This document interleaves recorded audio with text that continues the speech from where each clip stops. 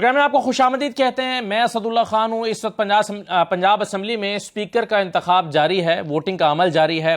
अब तक कोई 100 के करीब वोट डाले गए हैं। यहाँ पर सिफ्तैन खान का मुकाबला सैफुल मलूक खोखर के साथ हो रहा है।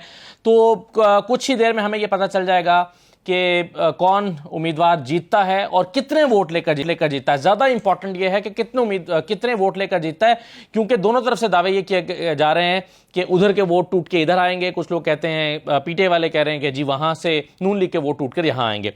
लेकिन इसके साथ साथ एक दो इंपॉर्टेंट और चीजें भी हैं, जैसे कि 11 अरकान असम्बली के जो इस्तीफे हैं वो कबूल कर लिए गए हैं। अब 132 लोगों ने इस्तीफा दिया, उसमें से जो कबूल किए गए हैं वो सिर्फ 11 हैं। तो इन 11 का इंतखाब किस बुनियाद पर किया गया कि इन 11 के इस्तीफे वसूल कर रहे हैं और बाकियों के भी इस्तीफे कबूल नहीं कर रहे हैं? इसकी क्या वजह है? इस पर हम कुछ गुफ्तगू करते हैं। इसके साथ साथ ममनुआ फंडिंग केस जो है उस पर अब हुकूमत जो है वो चाहती है कि पाकिस्तान तहरीक इंसाफ के खिलाफ इलेक्शन कमीशन फैसला सुनाए, जो महफूज किया गया है। इस सिलसिले में आज मुलाकात भी की है हुकूमती वफ्द ने इलेक्शन कमीशन में, और यह दरखास्त की है कि जो फैसला महफूज किया गया इसको सुना दिया जाए। अब हुकूमत ये समझती है कि तहरीक इंसाफ जो है उसके खिलाफ यह फैसला आ रहा है और उस पर जमात पर पाबंदी लग सकती है। लेकिन तहरीक इंसाफ का मौक़िफ़ यह है कि इस पर जो है वो सिर्फ ज़्यादा से ज़्यादा ये हो सकता है, अगर ये ममनुआ फंडिंग केस का केस है तो वो फंडिंग जो है जिसको ममनुआ करार दिया जाए उसको जब्त किया जा सकता है। इससे बढ़कर कुछ नहीं हो सकता। लेकिन बहरहाल हुकूमत को इस वक्त तमाम जो पाकिस्तान तहरीक इंसाफ के हवाले से जो कार्रवाई का एक मरकज और महवर नजर आ रहा है वो यही केस नजर आ रहा है कि वो किया जा सकता है। एक चीज बड़ी तशवीशनाक इस वक्त हो रही है और वो है डॉलर की उड़ान। डॉलर आज वैसे तो इंटरबैंक में चंद पैसे सस्ता हुआ, लेकिन ओपन मार्केट में फिर बढ़ गया और 248 को टच कर रहा है, यानी डॉलर 250 के करीब पहुंच रहा है। यह बहुत तशवीशनाक सूरत हाल है। इस पर क्या हुकूमत को भी इतनी ही तशवीश है? अगर है तो इसके लिए क्या पॉलिसी बनाई गई है? हमारे सामने अभी तक ये पॉलिसी नहीं आ रही कि डॉलर को रोकने के लिए, रुपए को गिरने से रोकने के लिए क्या हिकमत अमली तैयार की जा रही है। इससे तो जाहिर है बहुत सी जो इंडस्ट्रीज हैं वो बैठ गई हैं, कारोबार रुक गया है, स्टॉक मार्केट नहीं चल पा रही, रियल एस्टेट इंडस्ट्री नहीं चल पा रही। तो इस पर क्या करना पड़ेगा अब हुकूमत को? कोई पॉलिसी हुकूमत के पास है या नहीं है? और दूसरी तरफ हम सुन रहे हैं कि पेट्रोलियम मसनूआत की कीमतें भी 1 अगस्त से जो है वो बढ़ने जा रही हैं। तो हालात किधर को जा रहे हैं? इन तमाम चीज़ों पर आज के प्रोग्राम में हम गुफ्तगू करेंगे। मेरे साथ अमजद खान न्याई साहब मौजूद होंगे, तहरीक इंसाफ के रहनुमा। कैसर शेख साहब मुझे ज्वाइन करेंगे, मुस्लिम लीग नून के रहनुमा। डॉक्टर खाकान हसन नजीब साहब माहिर मुआशरत हमारे साथ मौजूद होंगे, और अफजल खान साहब साबिक एडिशनल सेक्रेटरी इलेक्शन कमीशन हमारे साथ मौजूद हैं। मैं आगाज करना चाहूंगा अफजल खान साहब से, और मैं आपके सामने जरा 2 मिनट में चंद हलके रखना चाहता हूं। देखिए, जो 11 हलकों के 11 हलके जो हैं, या आप कह लीजिए कि 9 इंतखाबी हलके जिन पे ये इस्तीफे कबूल किए गए हैं। 2 तो ज़ाहिर ख़वातीन की रिजर्व सीट्स हैं, लेकिन 9 ऐसे हलके हैं जहां पर इलेक्शन हुए थे, और इन 9 में से 8 ऐसे हलके हैं जहां पर जीतने और हारने वाले का जो मार्जिन है वो बहुत ही कम है। मिसाल के तौर पर अगर आप NA 22 मर्दान की बात करें तो यहां अली मोहम्मद खान साहब जो हैं वो जीते हैं 58,577 वोट लेकर, और इनके मुकाबले में मौलाना मोहम्मद कासिम MMA के उम्मीदवार थे, उन्होंने 56,318 वोट लिए हैं। अब ये 56,318 वोट और 58,000, ये तो ज्यादा से ज्यादा 2,000 वोटों का फर्क बनता है। लेकिन दिलचस्प बात यह है कि यहां पर नून लीग का भी अच्छा खासा वोट बैंक मौजूद है, और उन्होंने नून लीग के उम्मीदवार जमशेद खान ने 36,000 वोट लिए थे, और ANP के उम्मीदवार मलिक अमान खान ने यहां पर 27,000 वोट ले रखे हैं। शुएब आलम खान पीपल्स पार्टी के उम्मीदवार थे, उन्होंने 13,000 वोट ले रखे हैं। तो कहने का मतलब यह है कि अगर इन तमाम उम्मीदवारों के, जो कि इस वक्त हुकूमती इत्तेहाद में शामिल हैं, इनके वोटों को काउंट किया जाए तो ये 1,33,000 वोट बनते हैं, और यहां अली मोहम्मद खान ने 58,000 वोट लिए थे। तो ये बाकी हल्के भी इसी नौयत के हैं जहां पर हुक्मरान जमात जो है, हुक्मरान इत्तेहाद जो है वो हारी तो है, लेकिन वहां पर जीतने वाले उम्मीदवार से मार्जिन कम है, और फिर इनके कलेक्टिव वोट जो है वो बहुत ज्यादा है। 4 सद्दा में भी अगर आप देखें तो फजल मोहम्मद खान साहब जीते हैं, उन्होंने 83,000 वोट लिए हैं, लेकिन उनके मुकाबले में हुकूमती जो इत्तेहाद है उसमें असफंजार वली 59,000 वोट ले रहे हैं, MMA के उम्मीदवार 38,000 वोट ले रहे हैं, फिर पीपल्स पार्टी के उम्मीदवार ने भी 10,000 वोट लिए। अच्छा, अगर आप पेशावर को एक्सक्लूड कर दें, क्योंकि पेशावर एक वो हल्का है जहां पर जीतने वाले और हारने वाले का मार्जिन काफी ज्यादा था, इस हल्के को जरा एक डिफरेंट डायनामिक्स की वजह से चूज किया गया है, क्योंकि यहां पर इनका मेयर आ चुका है, यहां पर कुछ और चीजें ऐसी हुई हैं जिसकी वजह से हुक्मरान इत्तेहाद को, हुकूमत को यह लगता है कि इसको भी दोबारा इलेक्शन में इसमें जाना चाहिए। लेकिन इसके अलावा बाकी जो हल्के हैं, जैसे कुरम का हल्का अगर आप देख लीजिए तो कुरम के हलके में फखर जमान सिर्फ 1000 वोटों के मार्जिन से जीते हुए हैं। इसी तरह फैसलाबाद में फारूक हबीब जो हैं वो 1200 वोटों से जीते हुए हैं। इसी तरह अगर आप ननकाना साहिब में आ जाएं तो N118 में तो यहां एजाज अहमद शाह जो हैं वो पाकिस्तान तहरीक इंसाफ के वो 2000 वोटों से जीते हुए, उन्होंने 63,000 वोट लिए थे और जो है वो नून लीग के उम्मीदवार ने 61,000 वोट लिए हुए हैं। इसी तरह से मलीर की अगर हम बात करें 237 की, तो जमील अहमद खान साहब जो हैं वो 33,000 वोट लेकर जीते हुए हैं। और अब्दुल हकीम बलोच साहब जो हैं उन्होंने 31,000 वोट लिए, यानी 2,000 वोटों का फर्क है। और फिर यहां पर नून लीग के भी 14,000 वोट थे, MQM के भी वोट हैं, तो कुल मिला लें तो हुक्मरान इत्तेहाद का पलड़ा कागज पर 2018 के इंतखाबात में भारी हो जाता है। फिर ये कराची का हल्का 239 है। यहां अगर आप देखें तो अकरम चीमा जो हैं पाकिस्तान तहरीक इंसाफ के 69,000 वोट ले रहे हैं और इनके मुकाबले में MQM के सुहेल मंसूर ख्वाजा 68,000 वोट ले रहे हैं, तो फर्क 1,000 वोट का है। अच्छा, और दूसरा अगर आप देखें बल्कि 1,000 वोट का भी नहीं है, इससे भी कम वोटों का फर्क है। अच्छा, नून लीग के या 19,000 वोट हैं, पीपल्स पार्टी के भी 11,000 वोट हैं, MMA के भी 12,000 वोट हैं, तो मिलाएं तो 1,12,000 वोट हुक्मरान इत्तेहाद ने इस हल्के में 2018 में लिए थे। और फिर NA 246 में भी कुछ ऐसी सूरत हाल है। अब्दुल शकूर शाद ने जो है वो 52,000 वोट लिए थे और बाकी जो हुक्मरान जमाते हैं इस वक्त जो हुक्मरान हैं उनके उम्मीदवारों के मजमूई वोट मिलाएं तो 1,43,000, 1.5 लाख के करीब वोट बनते हैं। तो ये वो हल्के जो इस वक्त मुंतखब किए हैं हुकूमत ने अपने लिए कि यहां पर दोबारा हम इलेक्शन में चले जाएं, तो उसमें डायनामिक्स कुछ इस किस्म के हैं। बज़ाहिर लगता यह है कि इन हल्कों का इंतखाब इसी वजह से किया गया, लेकिन इसमें आईनी और कानूनी तौर पर यह देखना चाहिए कि क्या पिक एंड चूज किया जा सकता है। कोई 132 जगहों से हल्कों से रेजिग्नेशन आए, मंजूर हो रहे हैं, तो ये कुछ हल्के हमने आपके सामने रखे हैं। हम कोशिश करेंगे कि जरा अफजल खान साहब से इसमें बात करें और फिर जो बाकी हमारे इंपॉर्टेंट इश्यूज हैं डॉलर के हवाले से, खास तौर पर कि हुकूमत की पॉलिसी क्या है, कैसे हुकूमत समझती है कि डॉलर जो है वो उसको कंट्रोल किया जा सकता है, बढ़ने से रोका जा सकता है। 250 के करीब चला गया है, 248 पे आज ओपन मार्केट में ट्रेड हुआ है। तो सियासी तौर पर इस्तेहकाम या अदम इस्तेहकाम जो है उसको डॉलर के साथ जोड़ा जा रहा है। तो ये हालात जो हैं ये कब तक ऐसे चलेंगे। और आज जो एक और चीज़ हुई है वो ये कि आर्मी चीफ की जज ने जल्द कर्ज के लिए अमेरिका से IMF पर दबाव डालने के लिए दरख्वास्त भी की है। तो इसके इम्कानात क्या हैं कि IMF जो है वो अमेरिका का असर कबूल करते हुए पाकिस्तान की जल्द किस्त जारी कर दे। एक छोटा सा ब्रेक ले लेते हैं, ज़रा ब्रेक के बाद वापस आते हैं तो उस पर गुफ्तगू करते हैं। हमारे साथ रहिए।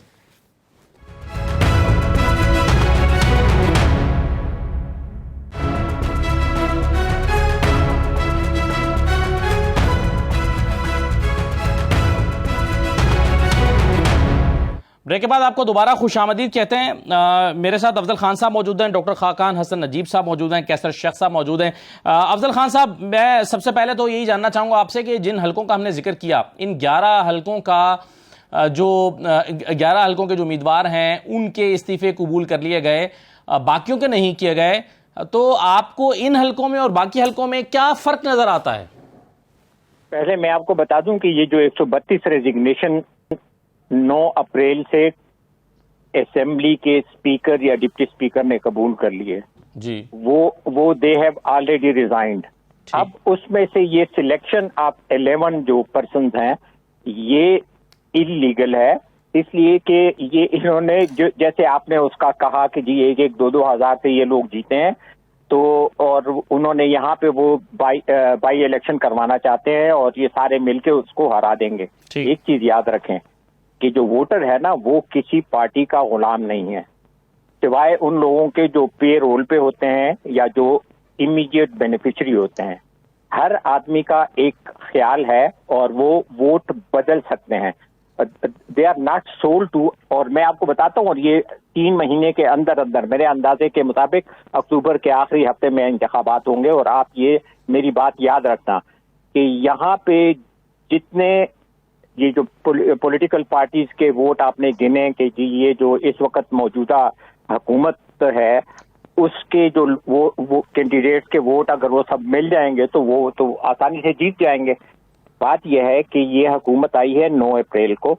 9 अप्रैल से अब तक जितना पाकिस्तान बर्बाद हो चुका है, जितनी इकानमी बर्बाद हो चुकी है, जितना अमेरिकन इन्फ्लुएंस की वजह से हम अमेरिका और ईरान रूस और ईरान से हम सस्ता तेल नहीं खरीद सकते, सस्ती गंदम नहीं खरीद सकते, ये जो आम आवाम है वो कहते हैं कि कोई हम गुलाम है, और सही। आप ये देखेंगे कि ये लोग इन सब के खिलाफ वोट देंगे अगले चलें इंतखाबात सर, में। ये तो अब देखें अवाम का फैसला है, वो क्या फैसला करते हैं, लेकिन नहीं, मेरा सवाल ये है कि जब मैं आपके सवाल का जवाब भी दे रहा हूँ, और ये रिकॉर्ड के लिए मैं कह रहा हूँ जी कि लोग एंटी अमेरिकन, जो इस वक्त अमेरिकन रिजीम चेंज की वजह से मुल्क तबाह हुआ है, तो इस वक्त जो लोग दीगर पार्टीज को पहले फेवर करते थे और इस वक्त वो हुकूमत में है, और हुकूमत और पाकिस्तान इस वक्त बर्बाद हो रहा है, तो वो तमाम मुहिब वतन लोग इनसे अब मुतनफ्फर हैं, और आप ये देख लेंगे। चले अब आप अगला सवाल करें। जी, मेरा बुनियादी सवाल यही था। ये तो ठीक है, ये अवाम का फैसला है, ये अगेन एक डिबेट होगी, कुछ लोग कहेंगे कि हाँ साजिश हुई थी, वो वोट नहीं डालेंगे और कुछ लोग कहेंगे, लेकिन मेरा सवाल आपसे आईनी और कानूनी है, मेरा आईनी और कानूनी सवाल आपसे सर, कानूनी भी आपको जवाब दे रहा हूँ। बात यह है कि इस वक्त जो पाकिस्तान के साथ हुआ है, वो पाकिस्तान की इकोनॉमी बिल्कुल, ये तो मैं डॉक्टर खाकान साहब से पूछता हूं ना जी कि ये क्या हो रहा है और क्या जा रहा है, लेकिन मुझे ये बता दीजिए अफजल साहब कि ये कुछ 11 लोगों को डीनोटिफाई कर देना और बाकी लोगों को डीनोटिफाई ना करना, ये इसके लिए जाहिर है कोई तो कानून का सहारा लिया होगा ना। बता रहा हूं मैं, कोई कानून नहीं इनके पास जोर जबरदस्ती, और आज तक इन्होंने जो इकदाम किए हैं सब ने फायर बैक की है। बात यह है कि 132 के उन्होंने स्पीकर ने कबूल कर लिए थे, इन्होंने विदहेल्ड किए, उन्होंने नहीं भेजे। ये तो आप उनसे पूछें, हुकूमत से, जो इम्पोर्टेड हुकूमत है, कि उनसे पूछें कि आपने सबके क्यों नहीं भेजे, 11 के क्यों भेजे, और ये किस कानून के तहत भेजें। री इलेक्शन जो है ना, अभी एक्चुअली यूं ही वो बंदा रिजाइन करता है या मर जाता है, तो इलेक्शन कमीशन का फर्ज होता है कि 2 महीने के अंदर अंदर वो जो सीट जो खाली हो गई है, जो लोग डिसएनफ्रेंचाइज हो गए हैं, उनको दोबारा हक दिया जाए। ये कानून के खिलाफ है। इनके पास कौन सा कानून है कि वो एक मुस्तफी शख्स का। सही है। अच्छा, राइट सर। डॉक्टर साहब ये कहिए कि आपके ख्याल में कोई हुकूमत के पास पॉलिसी मौजूद है ये कि डॉलर को कैसे हमने बढ़ने से रोकना है, रुपए को गिरने से कैसे रोकना है, कोई पॉलिसी नजर आ रही है? बिस्मिल्लाहिर्रहमानिर्रहीम, always good to be on 92।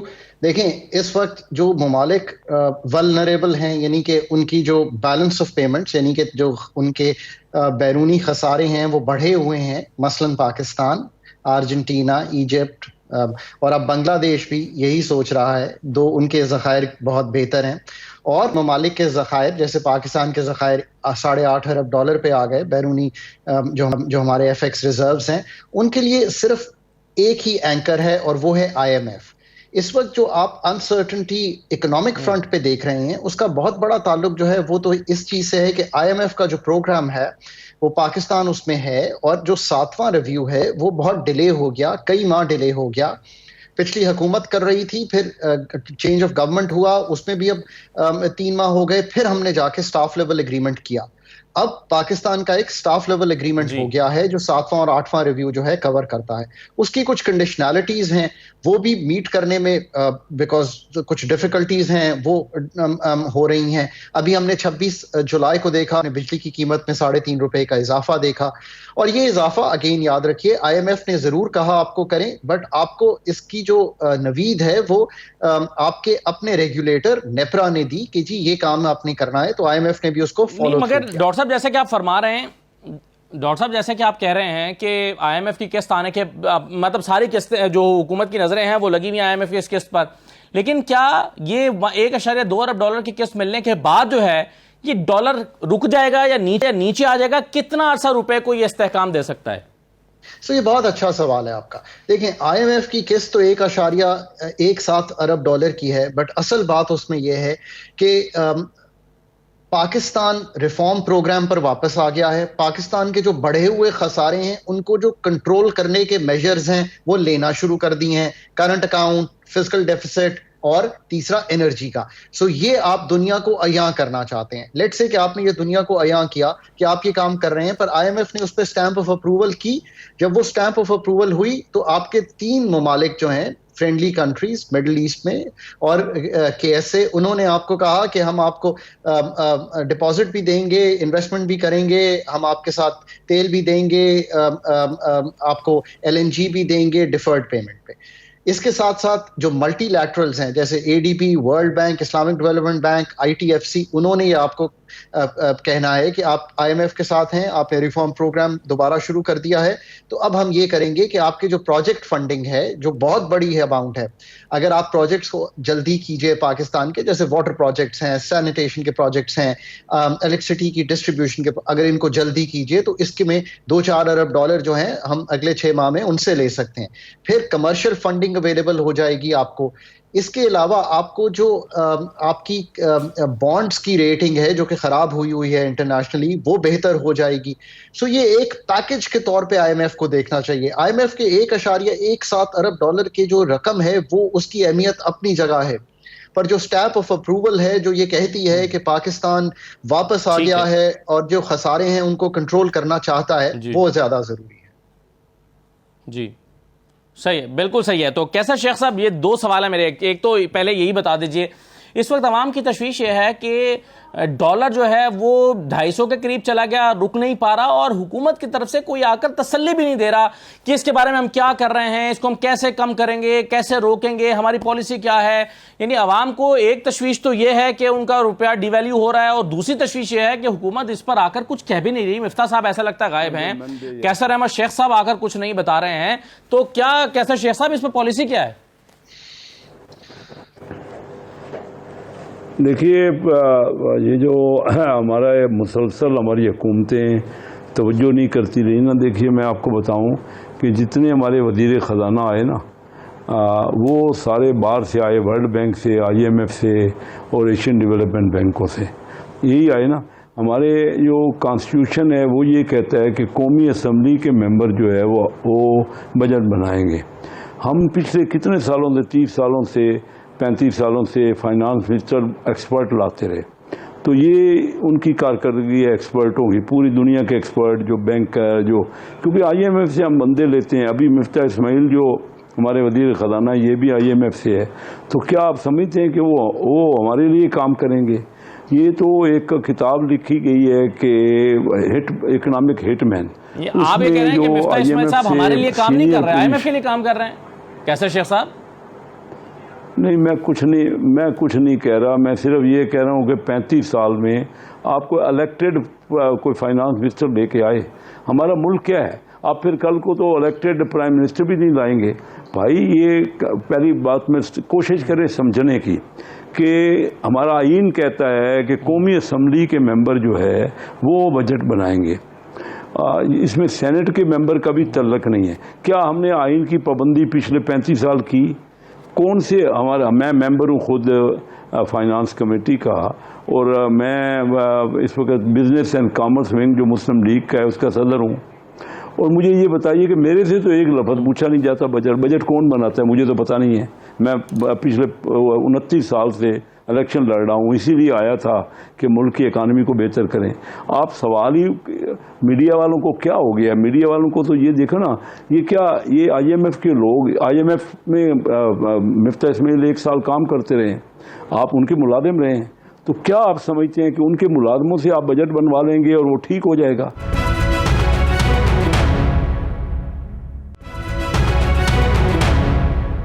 कैसर शेख साहब, आपके ख्याल में, आपके मुताबिक जो आईएमएफ के नुमाइंदे मिफ्ता साहब हैं, इनके पास रुपए को कंट्रोल या इस्तेहकाम देने का कोई फार्मूला मौजूद है या नहीं है इस वक्त? ये सिर्फ देखो ना, इनकी तवज्जो सिर्फ आईएमएफ के ऊपर ही क्योंकि लगे हुए हो ना, इनकी सिर्फ तवज्जो आईएमएफ पे है। हालांकि मुल्क की इकानमी बहुत बड़ी है, उसको बूस्ट देना है। इंडिया में पिछले साल हमसे कोविड ज़्यादा था, 44 अरब डॉलर वहाँ पे फॉरेन डायरेक्ट इन्वेस्टमेंट आई। सिर्फ आईएमएफ तो पैसे नहीं देता ना, हमें खसारा जो है, जो हमारा खसारा है, ये 2 किस्म के खसारे होते हैं। एक करंट अकाउंट का खसारा है, एक बजट का है। करंट अकाउंट का खसारा क्योंकि इंपोर्ट हमारी ज़्यादा है, एक्सपोर्ट कम है। अगर बाहर से पैसा आपके डायरेक्ट फॉरेन इन्वेस्टमेंट आ जाए तो आईएमएफ के बाद जाने की ज़रूरत ही नहीं है। इंडिया में पिछले साल कोविड हमसे ज़्यादा था, वहाँ लोग, बाहर के लोग पैसे ले के फिर रहे हैं और इंडिया कबूल नहीं कर रहा। 44 बिलियन डॉलर इंडिया में पिछले साल इन्वेस्टमेंट आई, हमारे यहाँ 1.5 अरब आई। किसी फाइनेंस मिनिस्टर को आपने ये देखा कि उसने बाहर की डायरेक्ट फॉरेन इन्वेस्टमेंट के ऊपर तवज्जो की हो। अभी ये बेच रहे हैं अपने जो शेयर जो हैं, जो PPL के और PSO के, जब उसके रेट 20-25% घट गए ना तो इनको ख्याल आया 4-6 महीने इनका तवज्जो IMF से हटेगी कि कोई और काम होगा ना। ये शेयर अगर 4 महीने पहले बेच दे, हमारे पास शेयर थे ना, मैं तो पहले दिन से ये कह रहा हूँ कि 2 बड़े आसान तरीके हैं कि डायरेक्ट फॉरेन इन्वेस्टमेंट। क्यों डायरेक्ट फॉरेन इन्वेस्टमेंट नहीं आती? हमारा ब्यूरोक्रेट करप्ट है, काम करता नहीं है, हमारी तवज्जो उधर नहीं है। हम क्यों इतने अरसे से, मैं खप चुका हूँ, कितनी बार कह चुका हूँ। मैं देखिए Karachi chamber of commerce industry का 87 में प्रेसिडेंट था और 1980 में जो बोर्ड जो FBR की कमेटी होती है उसका चेयरमैन था।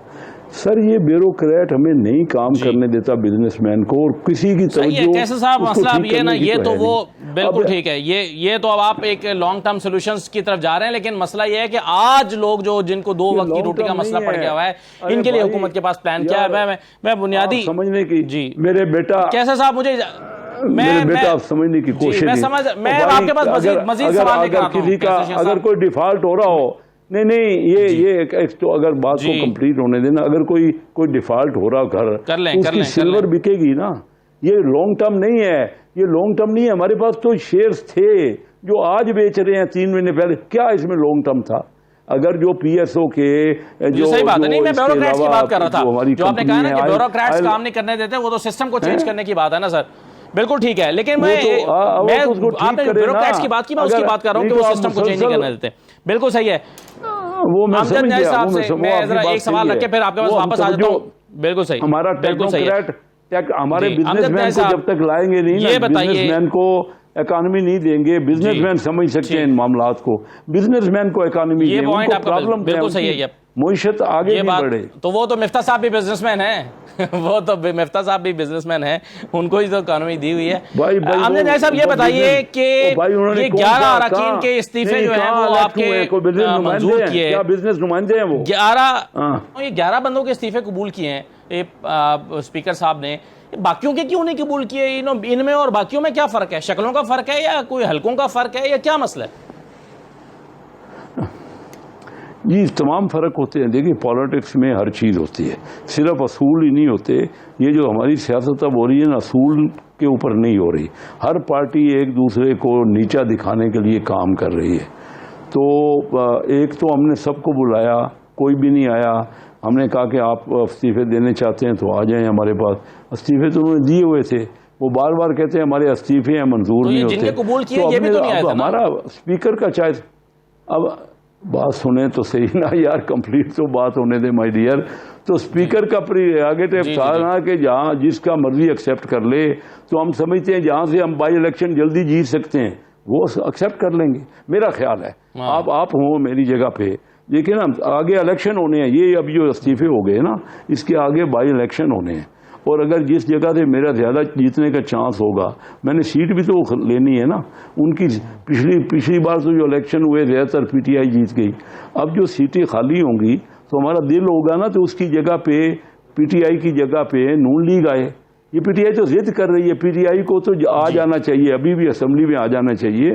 देखिए इस्तीफे जो, फ़र्ज़ कीजिए आज इलेक्शन, PTI कह रहे आज इलेक्शन हो जाए, इलेक्शन हो गए, कोई पार्टी जीतेगी कोई हार जाएगी। अगर हारने वाली पार्टी इस्तीफे दे देगी, खत्म हो जाएगी क्या पार्टियां? इनको समझ ही नहीं आ रही, ये अक्ल ही नहीं है इनकी, सूझबूझ ही नहीं है सियासत की।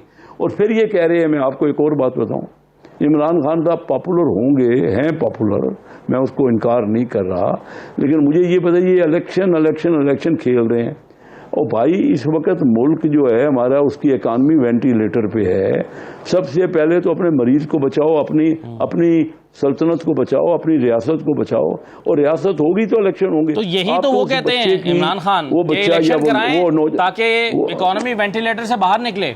जो भी हुकूमत मुंतखब हो वो 5 साल के लिए आए, अपना काम करे। अगर देखो ना, मेरा कंप्लीट हो जाए तो जो सवाल आप करें, मेरी बात में टोकेंगे ना तो ना मेरी बात समझ आएगी ना आपकी आएगी। मैं खत्म कर रहा हूँ बात, आप कीजिएगा। नहीं आपका मैं ये कह रहा हूँ कि हमारी इकोनॉमी वेंटिलेटर पे है। मेरी बात सुन लीजिए, 1 मिनट की बात है, आप तवज्जो कर लें, सुन लें बस प्लीज। मेरा ये सिर्फ कहना है कि इकॉनमी वेंटिलेटर पे है इस वक्त। हम सबको मिल के दुआ करनी चाहिए, अच्छे से अच्छा डॉक्टर ढूंढना चाहिए और उसको बचाना चाहिए जो मरीज है। हम मरीज की शादी और निकाह की तारीखें मुकर्रर कर रहे हैं। अब मुझे बताइए ये अंदाजे से इस वक्त इलेक्शन जो ये कहते हैं ना, मुमकिन ही नहीं है, क्योंकि राइट। चले कैसा साहब मेरे बात रहेगा, जरा फवाद चौधरी साहब मेरे साथ मौजूद हैं, जरा मैं 1-2 सवाल उनके सामने रख दूं। फवाद चौधरी साहब, एक तो ये कि जिन 9 हलकों से, वैसे तो 11 इस्तीफे कबूल हुए लेकिन 9 इंतखाबी हलके हैं, ये तकरीबन सारे वो हल्के हैं जहां पर बड़े 1-2,000, 1,500, 1,200, 800 वोटों के फर्क से तरीके इंसाफ जीती है। अब यहां पर बाई इलेक्शन होगा तो जाहिर है ये 4-4, 5-5 पार्टियां इकट्ठी मिलकर वहां पर अपना उम्मीदवार खड़ा करेंगी और कई हलकों में मैंने कैलकुलेट किया तो वहां पर 1.5 लाख भी वोट इनका मिला के बन रहा है। तो आप कितना बड़ा चैलेंज देखते हैं इसको? नहीं, पहली बात तो ये कि बाई इलेक्शन कोई नहीं होने, ये जनरल इलेक्शन की तरफ ही हम जाएंगे। और ये जो मामला है, जिस तरह से इलेक्शन कमीशन ने एक सब्सिडरी बन के PMLN की एक्ट किया है, वो शुरू से ऐसे कर रहे हैं, अब भी उन्होंने वही हरकत की है। तो इसको जाहिर है कि हम ऑलरेडी चैलेंज करेंगे, बिकॉज हम कहते हैं कि 130 के 130 आपको जो हल्के हैं उनको खाली डिक्लेयर करना चाहिए। आप इस तरह से 7, 8, 9 नहीं कर सकते। तो ये तो जरा मामला भी कोर्ट में जाएगा और वहां पे देखेंगे, और उससे पहले हमें उम्मीद है कि हम वफाकी आप इसको चैलेंज करने जा रहे हैं और आप इसके प्ली यही लेंगे कि जी तमाम हलकों में इलेक्शन कराया जाए, तो 132 में बाई इलेक्शन कराया जाए। जी बिल्कुल। तो फवाद चौधरी साहब, आपको ये जो आपकी उम्मीद है कि इससे पहले ही हुकूमत चली जाएगी, उसकी बुनियाद आपको क्या दिखाई देती है? उसकी बुनियाद ये है कि इस वक्त ये हुकूमत से ना पाकिस्तान चल रहा है और ना इस वक्त इनके पास नंबर गेम में भी इनके पास अब 172 लोग तो नहीं है। तो जो देखते हैं कि अब इसको हमने कब जो है ये अगली स्ट्रेटजी इंशाल्लाह 1-2 दिनों में आपको हमारी नजर आ जाएगी। तो फवाद साहब, अगर ये फर्ज कीजिए कि आपकी उम्मीदें पूरी नहीं होती और ये बाई इलेक्शन होते ही हैं इन 11 सीटों पर या 9 सीटों पर, तो आप क्या इलेक्शन में हिस्सा लेंगे तरीके साहब? नहीं, इलेक्शन तो हम कोई भी नहीं छोड़ेंगे, लेकिन मैं आपको बता रहा हूँ कि यहाँ जनरल इलेक्शन की तरफ हम नहीं जा रहे, हम जनरल इलेक्शंस की तरफ ही जा रहे हैं। बहुत शुक्रिया फवाद चौधरी साहब। पाकिस्तान तहरीक इंसाफ को ये उम्मीद है कि जनरल इलेक्शन की तरफ जा रहे हैं, बाई इलेक्शन ये होंगे ही नहीं। लेकिन कैसर शेख साहब ने जैसे कि खुद कह दिया कि ये अब स्पीकर का इख्तियार है कि वो जिन हलकों में चाहे वहां से कबूल कर ले, और उन्होंने ये समझा कि यहाँ से हम आसानी से जीत सकते हैं तो यहाँ पर पहले बाई इलेक्शन में चले जाते हैं। मैं ब्रेक से वापस आता हूँ तो डॉक्टर खाकान साहब से मैं ये जानना चाहूँगा कि आर्मी चीफ साहब ने जो अमेरिका से दरख्वास्त की है कि IMF के ऊपर अपना असर रसूख इस्तेमाल करे हमारी कर्जे के केस जारी कराने के लिए, तो इसके इम्कानात क्या हैं और क्या IMF अमेरिका का असर रसूख कबूल करता है और किस हद तक करता है? तो एक ब्रेक ले लेते हैं, ब्रेक के बाद वापस आते हैं।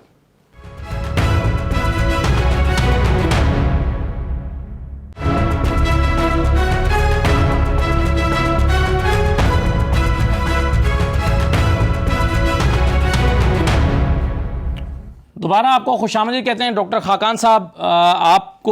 आपसे मैं एक सवाल जो ब्रेक पर जाने से पहले छोड़ गया था कि आर्मी चीफ साहब ने जो अमेरिका से दरख्वास्त की है कि अपना असर रसूख इस्तेमाल करे IMF पर हमें पाकिस्तान को अपनी केस जारी करने के लिए, तो आप इसके इम्कानात क्या देखते हैं और क्या आप समझते हैं कि अमेरिका IMF पर अपना असर रसूख इस्तेमाल करके इसको जो है वो जल्दी करा सकता है? हमें बात की जो नज़ाकत है उसको समझना है, और मैंने जैसे पहले सेगमेंट में कहा कि IMF ही आपका वो डॉक्टर है जो आपको ICU से निकाल सकता है। इसका ये मतलब नहीं है कि IMF पाकिस्तान के सारे मसाइल हल कर देगा, और इस पर मैं बाद में बात करता हूँ। पर IMF के जाने के लिए हमें जो शराइत करनी थी, जो एग्रीमेंट करना था, जो बोर्ड में जाने के लिए हमें बोर्ड को कन्वेंसिंग करनी है, उसमें अमेरिका एक बोर्ड मेंबर है, एक इन्फ्लुएंशियल बोर्ड मेंबर है, एक बड़ा शेयर होल्डर है IMF का, और अगर उसके बोर्ड मेंबर हमें सपोर्ट करेंगे ज़्यादा से ज़्यादा तो ये हमेशा फ़ायदेमंद ही साबित होगा। On the sidelines, through the back door diplomacy, हर चीज़ पे एक डिस्कशन होती है, दुनिया भर में होती है। These are diplomatic norms of the world. अगर एस्टैब्लिशमेंट और आर्मी चीफ साहब ने ये बात की है, बहुत अच्छा है। इसलिए अच्छा है कि हम जो अपनी हुकूमत की स्ट्रेंथ को यूज़ कर सकते हैं इंटरनेशनली, उसको हमें करना चाहिए। IMF stands between Pakistan's default और पाकिस्तान सेलिंग थ्रू अनहर्ट। सो अगर उसके लिए हम कोई भी अपने जराए, अपने फ्रेंड्स को भी यूज कर सकते हैं। आपको पता है चीन का भी एक इन्फ्लुएंस है, सऊदी अरेबिया का भी एक इन्फ्लुएंस है, मिडल ईस्ट का भी एक इन्फ्लुएंस है, और वो अगर हमें हेल्प कर सकते हैं, और अगर एस्टैब्लिशमेंट, पॉलिटिकल लीडरशिप, उनका अपना इन्फ्लुएंस है, उनकी अपनी अहमियत है, जरूर इन दोनों को यूज करना चाहिए हमें, और हम कर रहे हैं, because all roads go to IMF। रुपए में कदर में भी इस्तेहकाम तभी आएगा जब लोगों को ये यकीन होगा कि आपके पैसे आना शुरू हो गए हैं। सबसे बढ़ के हमें अपने करंट अकाउंट के खसारे को कंट्रोल करना है, पर नंबर 2, $8.5 अरब के ज़खायर जब 12, 13, $14 अरब ऊपर की तरफ जाते हुए दिखाई देंगे, तो आप सोचिए लोगों को ये यकीन होगा कि स्टेट बैंक के पास वो एम्यूनेशन आ गया है कि वो रुपए को कुछ हद तक करंट अकाउंट के खसारे को और डेट पेमेंट्स को भर सकता है। जैसे ही ये सेंटिमेंट चेंज होगा, आपका जो रुपया है उसको मार्केट बेस्ड एक्सचेंज रेट में दोनों साइड्स पे मूव करना चाहिए। फंडामेंटल्स जो हैं मुल्क के थोड़े से बेहतर होना शुरू होंगे तो ये होना शुरू हो जाएगा। इसका कतई तौर पे ये मतलब नहीं है कि IMF जो है वो कोई मुल्की चीजों को सबको हल कर देगा। इसके बाद ये ब्रीदर को यूज कीजिए। और राइट सर, मेरे साथ पीपल्स पार्टी के सीनियर रहनुमा कमरजमान कायरा साहब मौजूद हैं। कायरा साहब बहुत शुक्रिया। सर 2-3 चीजें मैं आपसे जानना चाह रहा हूं। एक तो $250 के करीब 248 पर आज ओपन मार्केट में ट्रेड हो रहा था। इस पर जाहिर है गवर्नमेंट को भी बहुत तशवीश होगी। आपके ख्याल में पॉलिसी क्या है इस वक्त हुकूमत की कि इसको कम कंट्रोल में रखने के लिए या रुपए को मुस्तहकम करने के लिए? देखिए, मैं इकोनॉमी का बंदा तो नहीं हूँ जी, मुझे तो सारी तफसील का तो नहीं पता, लेकिन बहुत सारे मैयर्स हैं जो गवर्नमेंट ले रही है कि पाकिस्तान से डॉलर ड्रेन होना कम हो सके, पाकिस्तान की एक्सपोर्ट्स बढ़ सके, और खास तौर पे जो करेक्टिव इमीडिएट मैयर्स हैं वो कुछ स्टेट बैंक ने लेने हैं, वो भी लिए जा रहे हैं। और इस वक्त यकीनन आपने जो कहा बिल्कुल दुरुस्त कहा, बहुत इस वक्त बड़ी परेशान कुन सूरत हाल है। लेकिन मैं आपको एक बात यकीन से कह रहा हूँ कि जो मुशावरत के साथ, इकोनॉमिस्ट के साथ मुशावरत करके, जो एक्सपर्ट है इकोनॉमी के उनसे मुशावरत करके जो बेस्ट पॉसिबल डिसीजन है वो हुकूमत ले रही है। लेकिन सूरत हाल इस वक्त सिर्फ पाकिस्तान की बेगरगू नहीं है, दुनिया की बहुत सारी बाकी करेंसीज के मुकाबले में भी डॉलर जो है वो अप्रिशिएट हुआ है, उसकी कीमत बढ़ी है, तो बहुत उसके इम्पैक्ट भी हम पे आ रहे हैं। तो है ही छोटी इकोनॉमी, लेकिन ये कोई जवाब मैं नहीं कहूंगा, बल्कि इसकी फिक्रमंदी का आलम इस वक्त ये हो गया है कि आर्मी चीफ ने भी अपना जो अख्तियार है या उनका जो ताल्लुक है उन्होंने भी इस्तेमाल करने के लिए अमरीकी गवर्नमेंट से राब्ता किया है कि किसी तरह वो IMF की ट्रांच हमारी रिलीज हो, उसके साथ क्योंकि और बहुत कुछ लिंक्ड है वो रिलीज हो, पाकिस्तान के अंदर डॉलर का इन्फ्लो जरा बेहतर हो ताकि ये रुपए की कदर जो है वापस अपनी। तो कायरा साहब, यही सवाल मैं आपसे करने वाला था कि जो काम प्राइम मिनिस्टर या फॉरेन मिनिस्टर का था वो आर्मी चीफ को करना पड़ रहा है, ये आपके ख्याल में क्यों हुआ? ये क्या हुकूमतों यानी फॉरेन मिनिस्टर का अपने जो है वो अमेरिका के साथ राब्ता नहीं है कि ये बात वो उन्हें कन्वे कर पाते? आपके इल्म में है कि पाकिस्तान के साथ अमेरिका के ताल्लुकात इमरान खान साहब की हुकूमत में बिल्कुल गिर गए थे, बहुत पीछे। वैसे तो पहले भी खराब ही थे जी, लेकिन उनके आखिरी दौर में आके बिल्कुल ही उन्होंने खराब कर दिए थे, जिसमें खान साहब का अपना बहुत बड़ा रोल था। लेकिन अमेरिका वैसे भी पाकिस्तान से बिला वजह भी नाराज रहा, और कुछ वो गुनाह जो उनके अपने थे वो भी हमारे सर डाल के नाराज रहा, लेकिन वो नाराज था। हमने उस बर्फ को पिघलाने के लिए पूरी कोशिश की है और उसका काफी इफेक्ट हुआ है। लेकिन वजीर आजम भी अपने लेवल पे कोई कमी नहीं कर रहे, कोई ऐसा पेपर नहीं है जो अनटर्न छोड़ रहे हैं, कोई ऐसी कोशिश नहीं है जो वो नहीं कर रहे। जो फॉरेन मिनिस्टर है वो भी पूरी तवानाइयां सर्व कर रहे हैं, पूरी कोशिश कर रहे हैं। लेकिन अब ये भी आपके इल्म में है ना कि अमरीकी हुकूमत का पाकिस्तान की सिविल गवर्नमेंट के साथ साथ, क्योंकि पिछले कई दहाइयों से हमारी जो मिलिट्री एस्टेब्लिशमेंट है उनके साथ उनके ताल्लुकात वो एक अपने पैरेलल ताल्लुक चल रहा है बिकॉज ऑफ द वार इन अफगानिस्तान, और वो उनकी वजह के दौरान भी होता है। आपने देखा होगा माजी में भी कि जब उनके कोई आला सती वफूद भी आए तो उनकी भी मुलाकातें होती थी। तो ये एक वक्त के साथ पैदा होने वाला ताल्लुक था और उन्होंने उस ताल्लुक की बुनियाद पे बात की है, तो बड़ा अच्छा है। वो भी पाकिस्तान की हुकूमत का हिस्सा है, और वजीर आजम पाकिस्तान इस सारी चीज को लीड कर रहे हैं। सही और है। फॉरेन मिनिस्टर जो है वो भी अपनी कोशिश कर जी कायरा साहब, आप लेकिन एक कमी महसूस नहीं कर रहे कि इस वक्त जो भी हुकूमत की मुश्किलात हैं डॉलर के हवाले से, और जाहिर है डॉलर पर बहुत सारी चीज़ें डिपेंड करती हैं, इस पर जो आवाम के जहनों में जो हिजानी सी कैफियत है उसको उस तरह से एड्रेस कर नहीं किया जा रहा, ना उन्हें बताया जा रहा है, तमाद में लिया जा रहा है कि जी ये कैफियत कब तक बरकरार रहेगी, उसकी वजह से मार्केट में अनसर्टेनिटी है, जिसने घर बनाना है वो बेचैनी का शिकार है कि उसकी प्रोडक्ट जो स्टील और सीमेंट वगैरह वो बढ़ता जा रहा है, जिसने स्टॉक मार्केट में इन्वेस्ट करना है वो बेचैनी का शिकार है, जैसे बाहर से ऑर्डर पकड़ने हैं उसको पता नहीं है क्या होने जा रहा है। तो कम से कम इस पर हुकूमत को ज्यादा डायलॉग करके या आवाम के साथ ज्यादा एड्रेस करके उनको एतमाद में लेने की कोशिश नहीं करनी चाहिए। कमी महसूस नहीं हो रही, ऐसा लग रहा है कि इसको अनएड्रेस छोड़ दिया गया, आवाम को पता नहीं है कि हुकूमत इस पर क्या कर रही है। इसके 2-3 पहलू है। पहला पहलू तो यह है कि मार्केट स्पेकुलेशन की बुनियाद पर चल रही होती है, ये कोई प्रॉपर प्रेडिक्ट नहीं कर सकता कि कल मार्केट नीचे गिरेगी या ऊपर जाएगी, या ये घाटे का सौदा होगा या फायदे का सौदा, ये कल प्रेडिक्ट नहीं कर सकते आप पूरी तरह। और इस वक्त जिस तरह अनसर्टेनिटी है, और न सिर्फ हमारे यहाँ वर्ल्ड इकोनॉमी में है, उसको प्रेडिक्ट करना ये बहुत मुश्किल काम है। ऑयल प्राइसेस को प्रेडिक्ट कर पा रहा है कि कल नीचे जाएंगी ऊपर जाएंगी, गैस की प्राइसेस को प्रेडिक्ट कर पा रहा है, डॉलर पैरिटी जो बांग्लादेश के साथ है, क्या बांग्लादेश उसको प्रेडिक्ट पा रहा है, इंडिया कर पा रहा है? नहीं।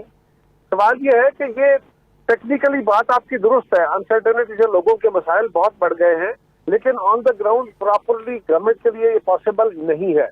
और दूसरा पहलू इसका ये है कि अगर गवर्नमेंट के पास ये फर्ज करे कोई ऐसा फिगर होगी, खुदा न खास्ता वो नेगेटिव हो, खुदा न खास्ता वो नेगेटिव हो, अगर पॉजिटिव हो तो शेयर होना चाहिए। अगर नेगेटिव हो जाए तो फिर क्या होगा? फिर तो और क्या पड़ेगा, फिर तो और लोगों के अंदर पैनिक हो जाएंगे, फिर तो और बाइंग एकदम बढ़ेगी, ये पता नहीं कि प्राइसेस कल बढ़ जानी है। तो इस तरह गवर्नमेंट ने बहुत सारी चीजें ध्यान में रख के उनके फैसले करने होते हैं। इसके ऊपर लोगों का रिस्पांस क्या? राइट। कह रहे साहब एक और मामला, 11 लोगों को डी नोटिफाई किया गया है, ये एक तो इस पर तहरीक इंसाफ कह रही है कि हम कोर्ट में जाएंगे कि आप 132 लोगों को, तमाम लोगों को डी नोटिफाई करें। दूसरा, ये बज़ाहिर ऐसा लगता है कि ये उन हलकों में जो उम्मीदवार हैं उनको या जो मेंबर्स हैं उनको डी नोटिफाई किया गया जहां पर जीतने और हारने वाले का मार्जिन सिर्फ 1-2 हज़ार वोटों का था, यानी जहां पर बाई इलेक्शन जो है हुकूमती इत्तेहाद के लिए जीतकर कुछ सीटें लेना जो है वो ज्यादा निस्बतन आसान होगा। ये फॉर्मूला यही है आपके ख्याल में कि 11 लोगों को डी नोटिफाई किया गया और 12 लोगों को नहीं किया गया, या इसकी कोई और वजह है? मेरे इल्म में नहीं, क्योंकि मैं पार्लियामेंट्री पार्टी में हूँ नहीं जी। मैं तो पार्लियामेंट का हिस्सा नहीं हूँ, लिहाजा पार्लियामेंट के जो डिस्कशन होती हैं या उनकी डिबेट्स होती है उसमें जरा कम जाता हूँ, तो मुझे इसकी सारी तफसील का तो इल्म नहीं है।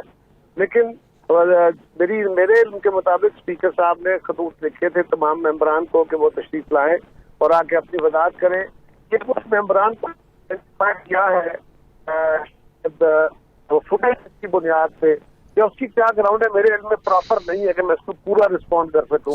लेकिन ये बात याद रखिए कि पीटीआई को तो ये इस वक्त वो कह रहे हैं हमारा तो इश्यू ही नहीं है, वो तो कह रहे हैं पाकिस्तान के किसी भी कोने में हम हो तो हम ही होंगे, लिहाजा आप परेशान ना हो। वो तो कहते हैं कि जहां से भी इलेक्शन लड़ेंगे हम जीतते हैं। लेकिन सर ये पॉलिटिकल अनसर्टेनिटी जो है इकोनॉमी पर असरअंदाज तो हो रही है, इससे तो कोई इसमें दूसरी राय नहीं है, इस पर सबका इत्तफाक है। तो आपके ख्याल में इससे 11 लोगों के करके फिर उसमें ज़िमनी इंतखाबात में जाएंगे, फिर अनसर्टेनिटी होगी, फिर उसके नताइज आएंगे, फिर उसमें कुछ झगड़ा होगा, ये सूरत हाल कब तक चलाई जा सकती है इस तरह से? तो आपका क्या ख्याल है, क्या करना चाहिए? 132 लोगों के इस्तीफे दे देने से क्या अनसर्टेनिटी? नहीं, मेरा इसमें जाती कोई ख्याल नहीं है, लेकिन इसमें तहरीक इंसाफ का ये ख्याल है कि आप सबके इस्तीफे कबूल करें। सवाल का कोई बेसिस होता है ना जी, कि गवर्नमेंट ने ये फैसला किया है इसका नुकसान होगा तो उसके मुतबादिल ये करते तो ज्यादा बेहतर, जो गवर्नमेंट ने समझा होगा बेहतर वो किया होगा। हाँ, ये आपका बिल्कुल तहफ़्फ़ुज़ है, इस वक्त शदीद अनसर्टेनिटी है, उसके बड़े नुकसान हो रहे हैं और उसको दूर होना चाहिए। उसका इलाज ये फरमाई है कि अगर तो ये हो कि आज इलेक्शन अनाउंस हो जाए और रुपया जो है वो $200 हो जाएगा, स्टेबिलिटी आ जाएगी, फलां हो जाएगा। केयर टेकर गवर्नमेंट अगर महीने बाद आ जाती है तो वो केयर टेकर गवर्नमेंट कौन से वो फैसले हैं जो ले लेगी, तो वो कौन से ऐसे इदारे हैं, कौन से ऐसे ममालिक हैं जिनके साथ वो इंटरनेट पाकिस्तान को ज्यादा बेहतर तरीके से डायलॉग करके दे देगी, कौन सा वो IMF का प्रोग्राम है जिसको केयर टेकर गवर्नमेंट है वो जल्दी हल करा लेगी। उससे और अनसर्टेनिटी बढ़ेगी, उससे और ज्यादा प्रॉब्लम्स खड़े हो जाएंगे। और फौरी तौर पे याद रखिए, ये बहस तो बड़ी हो रही है जिस वक्त आप इलेक्शन की तरफ जाने की बात करेंगे, इमरान खान साहब का अगला सवाल ये होगा कि जी चीफ इलेक्शन कमिश्नर बदलो। वो तो नहीं बदला जा सकता, उसका तो अपना एक तरीकाकार है, बाकी जमातें उस पर मुत्तफिक है, फिर एक डेडलॉक है। फिर उनका ये होगा कि जी उसके कानून बदलो, वो जो पुराने कवानीन उन्होंने गलत कानून बनाए थे, अनकॉन्स्टिट्यूशनली बनाए थे, वो कानून वापस लेके आओ। फिर क्या करेंगे? तो इस सारी अनसर्टेनिटी का वो आज है या इस मुतालबे के बाद होगी, उसका कौन होगा जिम्मेदार? इमरान खान साहब। सही, बहुत सारे सवाल हैं, बिल्कुल सही है, जो इमरान खान साहब के लिए भी उठते हैं और हम तहरीक इंसाफ से पूछ रहे थे। बहुत शुक्रिया कायरा साहब। मुझे डॉक्टर खाकान साहब ये फरमाइए कि अगर 1.2 अरब डॉलर हमें बहुत जल्द मिल जाते हैं, लेट्स से एक हफ्ते में मिल जाते हैं, लेकिन पॉलिटिकल अनसर्टेनिटी बरकरार रहती है, तो मईशत कितने दिन उसको इस्तेहकाम मिलेगा, और क्या उसको इस्तेहकाम मिलेगा भी या नहीं मिलेगा? कितना इंपैक्ट आ पाएगा उससे? Certainty both economic and political जो है वो ज़रूरी है इकोनॉमी को मूव करने के लिए। और सर्टेनिटी से मतलब ये नहीं है कि आया इलेक्शन होंगे नहीं होंगे। सर्टेनिटी ये है कि एक डायरेक्शन क्लियर हो जाए मुल्क में कि कैसे पॉलिटिकल सेटअप जो है वो आगे चलेगा, वाया इलेक्शन चलेगा या ये गवर्नमेंट्स रहेंगी। सो सर्टेनिटी पॉलिटिकल फ्रंट पे तो इसका मतलब ये होगा। पर इकोनॉमिक सर्टेनिटी की भी बहुत ज़रूरत है। देखें, इसमें इकोनॉमिक सर्टेनिटी में IMF हो जाए, आपने जैसे दुरुस्त फरमाया, फिर आपको एक कंजर्वेशन स्ट्रैटेजी सामने रखनी है ताकि आपका जो एनर्जी बिल है जो कि बहुत एलिवेटेड लेवल पे चल रहा है उसको नीचे लाइए, ताकि आपका करंट अकाउंट कम हो, रुपए को इस्तेहकाम मिलेगा।